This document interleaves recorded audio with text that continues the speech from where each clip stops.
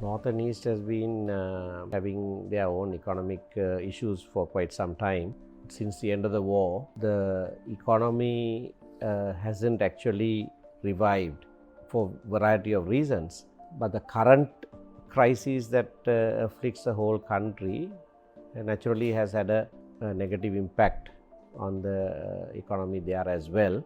There are informal sectors which generates most of the income there. So even the announcement of relief package by the Minister of Finance yesterday will benefit only a small section of the people in the North and East. Most of them won't have access to that. It's only government employees and others.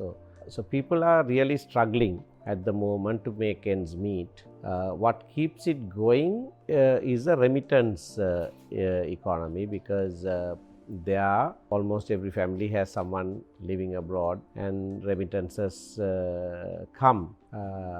But that is not to say that therefore people are able to manage. That's the only way in which they are able to barely survive.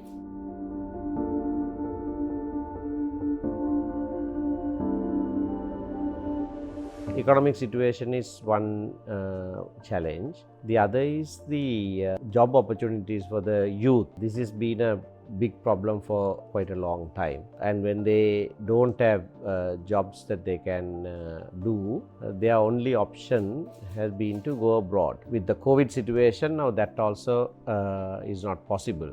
So that's one. Then of course the security situation, where the military engages in various civilian functions and gets involved in monitoring, keeping an eye on various social events and functions. All of that has been a problem in normality returning to a place where there was war for 3 decades. So they still live under this cloud of a militarized environment. Then of course the people there are very conscious of the national question remaining unresolved. The whole war, that is agitations before that, were all on account of the Tamil national question not being addressed in a just way. And the citizens in the North and East are acutely aware that their equal citizenship right, their quest for sharing of powers of governance, basically their political rights, are not afforded to them, and that must be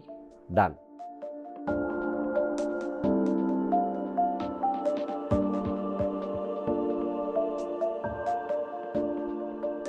Not quite. I won't say there's a resentment against the Indians. There is a resentment against the law enforcement authorities in Sri Lanka, particularly the Ministry of Fisheries, which is the one that must enforce the law that bans bottom trawling. The other laws, Immigration, Foreign Vessels Act, and so on and so forth, deal with foreigners coming into our area, crossing the boundary. The fishermen are not all that worried about that happening, because within a narrow bay or strait, it's quite natural that both sides cross the boundary and they too stray. So that is not the real issue. The real issue is the method of fishing that is being practiced by the Indian trawlers, which is bottom trawling, that devastates the seabed, and also now more and more destroys the fishing equipment of our fishermen who engage in traditional fishing methods. The nets and so on are cut by these trawlers. So their concern is about non-enforcement of the amendment that was brought into Fisheries and Aquatic Resources Act in 2017, which banned bottom trawling. If that is properly enforced, then this issue will cease to be an issue.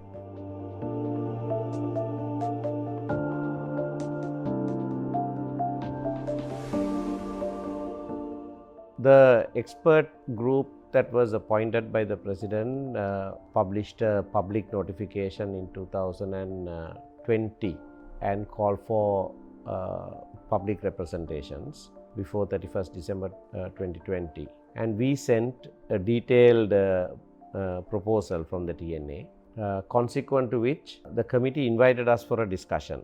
That happened on the 20th of February 2021. We had a very long discussion with them, and after that we've engaged them in correspondence as well, because we offered to work with that committee in identifying the areas of consensus that was reached over a period of time. After the enactment of the 13th Amendment in 1987, there have been various processes under President Premadasa, the Mangala Munasinghe Select Committee, under Chandrika Bandaranaike Kumaratunga. There are 3 sets of proposals, 95, 97, then Constitutional Bill of 2000. Under Mahinda Rajapaksa, APRC, the Expert Committee, and all of that. In between, there was the Oslo Communique when Ranil Wickremesinghe was Prime Minister, and during the last government, the Constitutional Assembly process, out of which came a draft constitution that was presented to Parliament in January 2019. So with all of that, there is a large amount of consensus that has been reached. So instead of reinventing the wheel, we said you only have to sit down and identify the areas of consensus, and we were willing to cooperate with that committee in doing that, but there was no positive response to that. So it is in that background that Mr. Sambandhan, the TNA leader, wrote to the President, I think in June last year or July last year, and asked him whether in this background, whether it would be useful for us to meet with the President directly. And within a day or two, the President replied and gave us a time to meet him. But the day before that appointment, he said it had been postponed and he'd let us know a new date.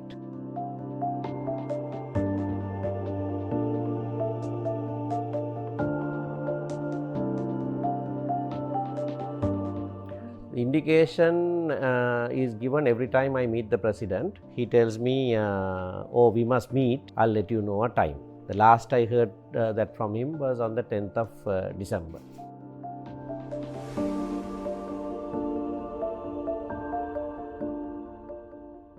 Our party's position is that the 13th Amendment to the Constitution doesn't fulfill the aspirations of the Tamil people.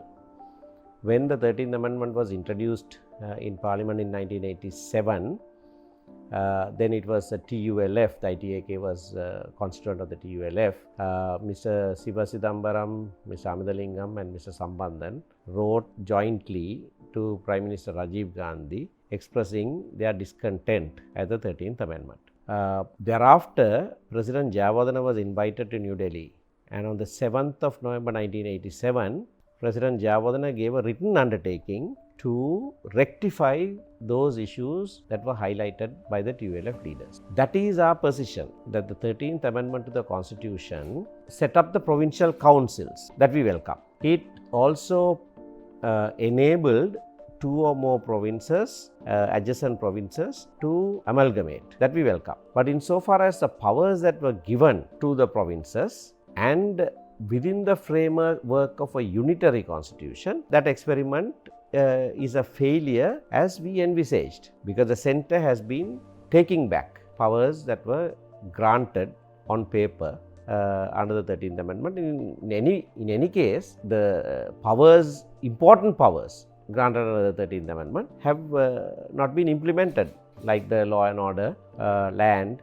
etc. So 13th Amendment is as a framework we welcome, but it is fitted into a system that is unitary in character, doesn't enable it to actually reach a meaningful scheme of devolution.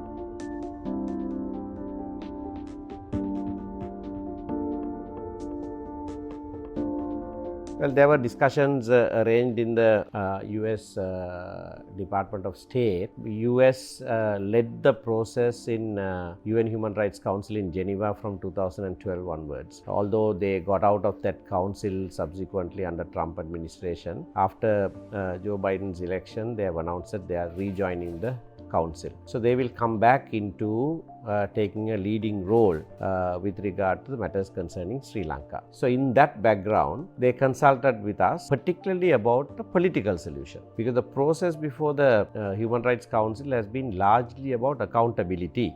But in the last resolution in March 2021, HRC 46.1, there is a specific reference, a new paragraph was introduced calling for a political solution. Now, if the US comes back into the council as envisaged, that is a matter that needs to be engaged with, and they were keen to find out from us an acceptable position as far as the Tamils were concerned as to the political solution. So we had a series of meetings and explained to them our position that it is within a united, undivided country that we were seeking meaningful sharing of powers of governance, and that can only happen within a federal framework. Whatever you want to call it, it must have the features of a federal constitution. Yes, I would think so. The US government would now consider our position and may consult with others as well, and I believe they will take a policy decision with regard to these matters. So we need to wait and see what happens there. But broadly, I can say that there was sympathetic hearing to what we had to say, and I'm confident that whatever role the US chooses to play in this regard, it will advance our cause.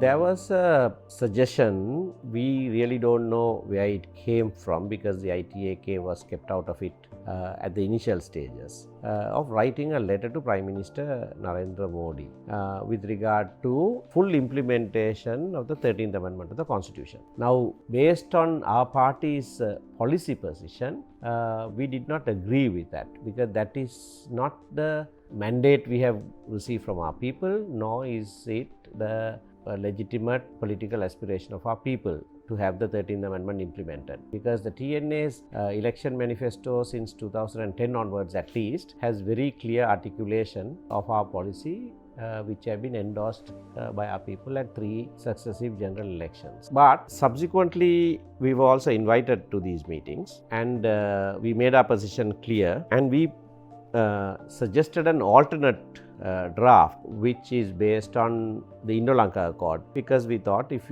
one is to write to the Prime Minister of India, it must be on a particular basis. The only basis for that can be Indo-Lanka Accord, because India offered its good officers in 1983, which was accepted by the Sri Lankan government, and that's how the Indo-Lanka Accord came to be, and devolution arrangements were consequent to that. Although the 13th Amendment doesn't reach the full ideals of the Indo-Lanka Accord, it came as a result of the Indo-Lanka Accord. So, a full expression of the features of the Indo-Lanka Accord is what we must ask for.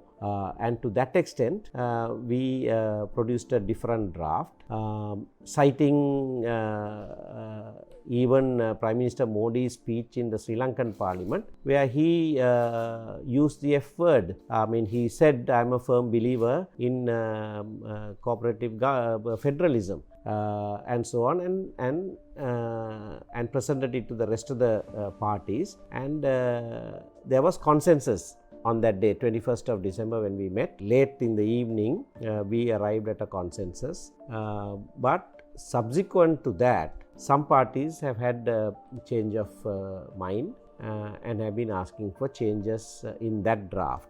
We recognize their difficulties, so therefore, we continued our discussions with them rather than say, well, you agreed, now you just stick to your agreement. So we've been doing that, and they made their position on the 1st of January here when they met in my chambers, and a draft was produced to show what they were comfortable with. But the ITAK has rejected it, saying that that doesn't express properly the aspirations of the Tamil people. Now, this effort is by Tamil speaking peoples, so there are 3 peoples groups in this. We recognize that the other 2 groups might have different political aspirations, and so it is somewhat difficult to amalgamate all 3. Sometimes when groupings come together, they decide we'll have a common minimum program. But in a situation like this, the word minimum is a problem. Why should any one of those groups come down to their minimum? They should give full expression to their own political demands. So whether it is a useful exercise or not also remains to be seen. But insofar as the ITAK is concerned, we have told the other party leaders that we will stand by what was agreed by everyone at 5:30 p.m. on the 21st of December.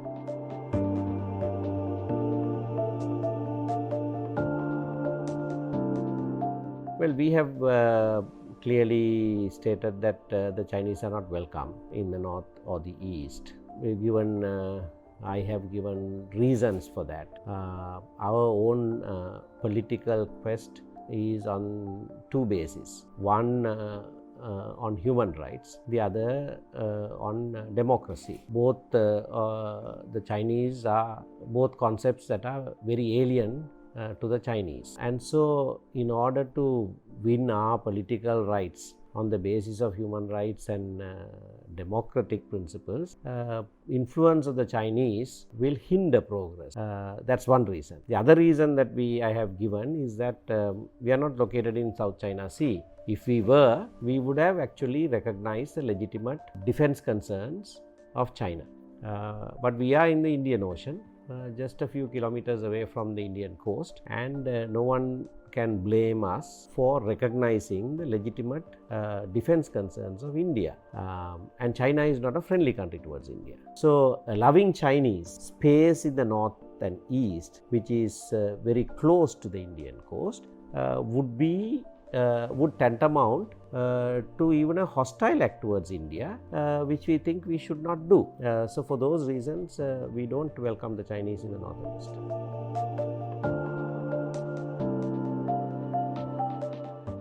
India has a legitimate role to play. As I said, in 1983, in the aftermath of July 83 violence, Prime Minister Indira Gandhi sent her Minister Narasimha Rao and offered India's good officers to resolve the national question here. And that offer was accepted by the Sri Lankan government, and that remains to date. And Indo-Lanka Accord is an international bilateral agreement between 2 sovereign nations that must be honored. So on account of both those, India has a rightful and legitimate role to play with regard to the settlement of the Tamil national question. No one here can say that that is an internal affair. In fact, it is not just India. India has a primary role because of these 2 factors. But even others, take for instance the UN Human Rights Council or the UN Secretary General, to whom President Mahinda Rajapaksa gave an undertaking. To UN Human Rights Council in 2009 at a special sessions, Sri Lankan government gave an undertaking. So why do you go and give undertaking to UN bodies, to EU? They gave undertakings. So when you go and promise X, Y and Z that you would do something, you are expected to fulfill those promises, not breach them and then say these are our internal matters.